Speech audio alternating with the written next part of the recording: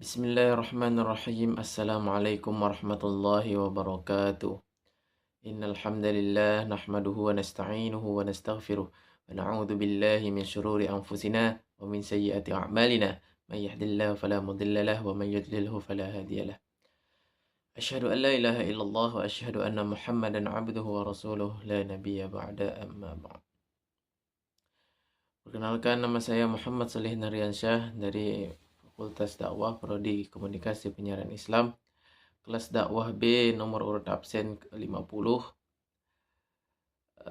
Yang terhormat Ibu Agustriani Muzayyanah MA sebagai dosen pengampu mata kuliah Ulumul Quran.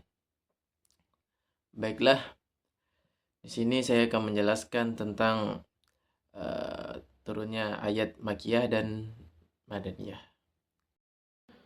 Baiklah, yang pertama saya akan menjelaskan tentang ayat-ayat Makkiyah. Para ulama telah membuat sebuah detail yang menerangkan kepada kita tentang karakteristik tentang surah-surah Makkiyah dan Madaniyah. Dari detail itu diturunkan kemudian kepada kita beberapa panduan yang kalau kita mendengar itu refleks langsung kita bisa tahu ini Makkiyah, dan ini Madaniyah gitu. Walaupun kita nggak hafal surahnya, contohnya itu di juz 30 itu surat Makkiyahnya itu kan ada 34 ya. Dan Madaniyahnya itu ada 3. Tapi kan Al-Quran itu 30 juz ya, bukan juz 30 doang. Di Quran itu kalau bukan Makkiyah ya Madaniyah. Jadi ulama menyusun satu panduan yang kalau kita mendapatkan ini, kita langsung bisa menyimpulkan ini Makkiyah dan ini Madaniyah. Adapun karakteristiknya yang keutamaannya adalah kullu suratin fiha sajdatun fahiya makkiyatun. Setiap surah yang ada ayat sajadahnya. Setiap surah-surah yang ada ayat sajadahnya. Nah, itu termasuk surat-surat Makkiyah ya. Ketika teman-teman membaca surah Al-Alaq contohnya itu Iqra bismi rabbikal ladzi khalaq. Nah, di ujungnya itu kan ada wasjud waqtarib. Nah, itu kan ada tanda sajadahnya. Kan itu kan ada tanda sajadahnya kan di samping. Nah, itu salah satu contoh surah Makkiyah. Kalau teman-teman ngaji dan menemukan kata kalla, misal contohnya kayak kalla bal mungkin ya, itu juga termasuk salah satu surat Makkiyah. Dan ada juga contoh lain yang banyak sekali orang tahu yaitu ya ayyuhan nas. Nah, itu juga termasuk ayat-ayat Makkiyah. Ada contoh lain lagi yaitu ketika teman-teman baca surah yang diawali dengan huruf tahajji atau huruf yang berdiri sendiri, contohnya kayak alif lam mim atau alif lam ra kaf ha ya ain sad mungkin alif lam mim ra. Nah, itu juga termasuk surah-surah Makkiyah. Ayat-ayat yang menjelaskan tentang surah Makkiyah. Kecuali ada 2 surah yaitu Al-Baqarah dan Ali Imran. Selebihnya Makkiyah semua. Dan ada banyak lagi contoh Makkiyah yang nggak bisa saya jelaskan secara rinci ya. Mungkin itu saja yang bisa saya jelaskan tentang surah-surah Makkiyah. Dan yang kedua saya akan menjelaskan tentang surah Madaniyah. Surah Madaniyah ini adalah surah-surah dalam Al-Quran yang diturunkan setelah Rasulullah SAW ini hijrah ke Madinah. Tanpa memandang lokasi sih sebenarnya ayat tersebut itu diturunkan. Ciri-ciri surah Madaniyah itu umumnya berkaitan dengan pembentukan masyarakat Islam yang lebih terorganisasi gitu. Hukum syariah mungkin dan hubungan dengan masyarakat non-muslim. Adapun beberapa ciri dari surah Madaniyah ini, yang pertama itu pembahasan tentang hukum dan syariat.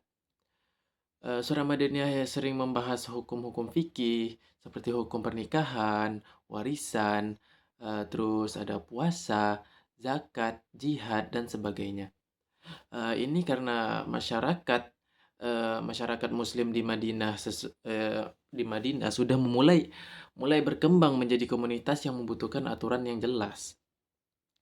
Terus yang kedua itu ayat-ayat yang sering berisi penjelasan tentang hubungan umat Islam dengan non-muslim, baik itu dari kaum Yahudi ataupun Nasrani maupun musyrikin.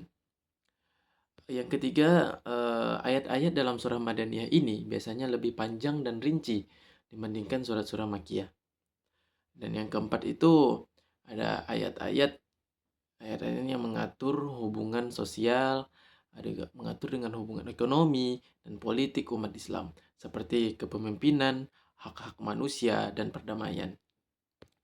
Dan itu yang kelima, konteks ayat yang mencerminkan kehidupan masyarakat yang sudah mapan. Contohnya itu surah Madaniyah yang diturun kepada masa baginda Nabi Muhammad SAW itu umat Islam sudah memiliki kekuatan dan posisi yang lebih stabil di Madinah. Ibaratnya itu lebih kuat lah di Madinah itu ya. Terus ada beberapa contoh surat dan ayat Madaniyah itu saya ambil dari surah An-Nisa, surah keempat di ayat 11 itu. Ayat ini membahas tentang pembagian warisan. Allah mensyariatkan bagimu tentang pembagian warisan untuk anak-anakmu, yaitu bagian seorang anak laki-laki sama dengan bagian dua orang anak perempuan. Nah, itu pembagiannya beda-beda ya. Nah, saya mengambil mungkin satu contoh saja. Terus ada pun perbedaan utama dengan surah Makkiyah. Surah Makkiyah lebih banyak membahas akidah, tauhid, hari kiamat, dan cerita para nabi. Sedangkan surah Madaniyah lebih fokus pada hukum, syariat, dan kehidupan bermasyarakat. Terus ayat Makkiyah juga cenderung pendek-pendek, sedangkan ayat Madaniyah panjang dan rinci. Terus surah Makkiyah juga diturunkan dalam kondisi masyarakat yang masih menentang Islam. Contohnya itu di Mekah kan masih banyak banget kaum-kaum musyrikin yang menentang Islam. Sedangkan surah Madaniyah ini diturunkan dalam situasi masyarakat Islam yang sudah berkembang. Contohnya itu di saat baginda Nabi sudah hijrah ke Madinah dan banyak orang-orang menerima Islam dengan baik.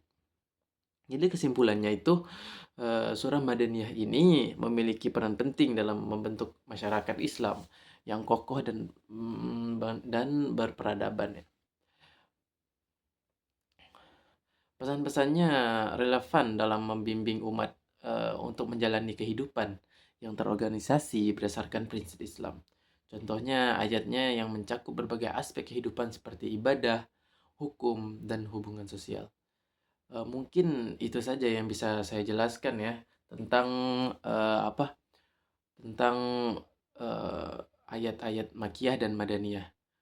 Mungkin ada yang kurang dari saya, mohon dimaafkan.